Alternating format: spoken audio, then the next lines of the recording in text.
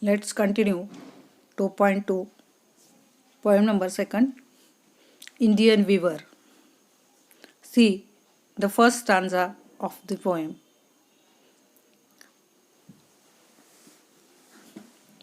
Weavers weaving at the break of day. Why do you weave a garment so gay? Blue as the wing of the helicon wild, we weave the robes of a newborn child. In first two lines, the poem Indian Weaver by Sarojini Naidu consists of 3 stanzas. In this short work, the 3 stages of man's life are symbolized through the weaver's creation. In the first 2 lines, poetess Sarojini Naidu questioned the weaver, "Why do you weave a garment so gay?" हे कपडे, हे विणकरा, हे कपडे तू का विणतोयस? आणि सकाळी सकाळी या कपडे विणण्याचा तुझा नेमका उद्देश तरी काय आहे? ब्ल्यू ॲज त्याच्यावर विवर कवयित्रीला आन्सर देतोय.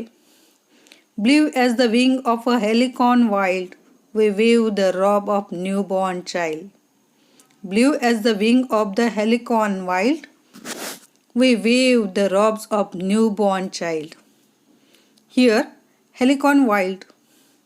Helicon means kingfisher, a bird which has a bright colorful palms. Helicon हे एक पक्षी आहे की ज्याचे पंख हे तेजस्वी आहेत, कलरफुल आहेत. आणि ह्या पंखांचा रंग हा निळा आहे. Blue as the wing of halcyon wild we weave the robe of newborn child. या सकाळी म्हणजेच या धिस प्रेझेंट पोएम कवयित्री has the 3 important events of human life. In first stanza, poetess tells us about the birth, about the childhood, and when poetess ask to weaver, why do you weave a garment so gay? Blue, त्यावर कवयित्रीला उत्तर काय मिळते? Blue as the wing of halcyon wild we weave the robe of newborn child. या कवितेमध्ये मनुष्याच्या जीवनाच्या, विणकराच्या कलानिर्मितीतून मनुष्याच्या जीवनाचे 3 टप्पे प्रतिकात्मक रूपात इथं आपल्याला कवयित्रीने दिलेले आहेत. भल्या सकाळी विणकर नवजात बालकासाठी छानसे निळ्या रंगाचे आंगडे टोपे किंवा झगे विणताना दिसतोय. म्हणजेच we weave the robes of newborn child. नुकतंच जन्मलेलं बाळ जे आहे त्या बाळासाठी सकाळी सकाळी हा विणकर कलरफुल किंगफिशर हा जो पक्षी आहे त्याचे ब्ल्यू जे फिदर्स आहेत, मऊ पंख आहेत, त्या मऊ पंखांप्रमाणे हे जे न्यूबॉर्न बेबी आहे, न्यूबॉर्न चाइल्ड आहे, नुकताच नवजात जन्मलेलं बालक आहे, त्या बालकासाठी भल्या पहाटे, भल्या सकाळी हा विणकर जो आहे तर तो आंगडे टोपडे झबले विकत. Robes means ROBS, robes means आंगडे झोपडे टपले.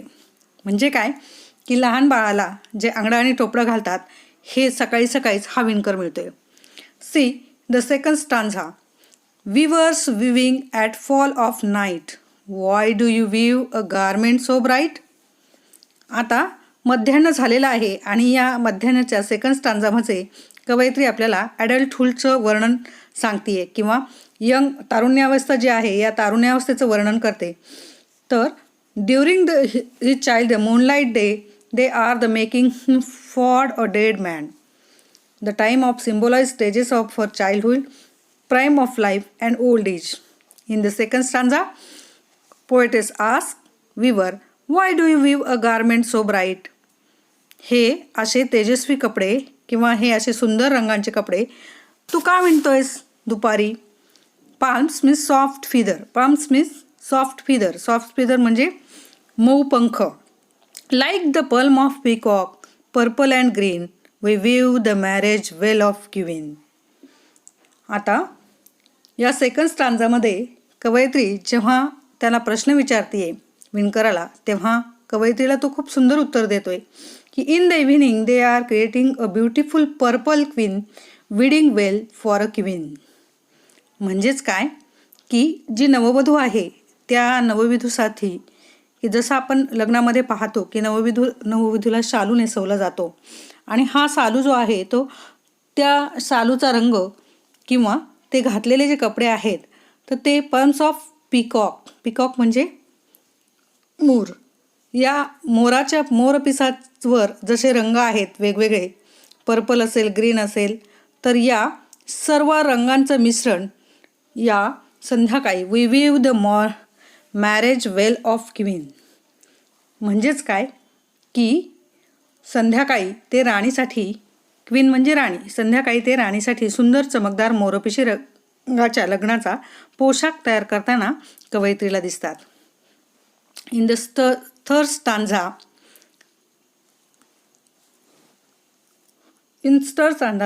poetess tells us about the human life of old age. Weavers weaving Solomon and still, why do weave in the moonlight chill? आता रात्रीच्या अंधारामध्ये तू काय करतोयस, हे काय विणतोयस, असा कवयित्री प्रश्न विचारते. We weave the solemn and still. Solemn means serious, गंभीर. त्याच्यावर त्याला आन्सर काय मिळतंय किंवा उत्तर काय मिळतंय विणकराकडनं. White as a feather of white as a cloud, we weave a dead man's funeral shroud. आता रात्रीच्या शीतल चंद्रप्रकाशामध्ये विणकर काय करतोय तर फ्युनरल शाऊड म्हणजे मृत व्यक्तीसाठी, फ्युनरल म्हणजे कफन किंवा प्रेत, या कफनवर किंवा या प्रेतावर जे वस्त्र टाकतात तर त्याला श्वेत वस्त्र असं म्हटलं जातं किंवा शुभ्र धवल वस्त्र असं म्हटलं जातं. मग तर रात्रीच्या शीतल प्रकाशात विणकर गंभीरपणे मृत व्यक्तींसाठी शुभ्र धवल प्रेतवस्त्र तयार करतायत असं ते कवयित्रीला सांगतात. म्हणजेच दिवसाचे हे जे तिन्ही प्रहर आहेत, या तिन्ही प्रहरांमध्ये in the first stanza poetess tells us about our human life childhood. In second stanza poetess tells about adulthood, and the third stanza poetess tells about the death. Means here the time of the day symbolizes the stages life of childhood, prime of life and old age. The weaver create a garments needed for each stage as the corresponding part of the day. At the dawn for the newborn baby, in the romantic evening the bride, and in the chill dark night for the dead. The colors also tells the story of the three stages of man's life. म्हणजेच दिवसाचे हे तीनही प्रहर म्हणजे बालपण, तारुण्य आणि वृद्धावस्था या जीवनाच्या 3 टप्प्यांचे प्रतीक ह्या 3 अवस्था आहेत. दिवसाच्या या प्रत्येक प्रहरात विणकर जीवनाच्या प्रत्येक टप्प्यासाठी आवश्यक असलेले कपडे तयार करतात. पहाटेच्या वेळी नव्या जन्मलेल्या बाळासाठी, रम्य सायंकाळी नववधूसाठी आणि अंधाऱ्या रात्रीच्या थंड प्रहारी मृत व्यक्तींसाठी. आणि यातला प्रत्येक रंग मनुष्याच्या जीवनातील प्रत्येक टप्प्याचे प्रतिनिधित्व करतो.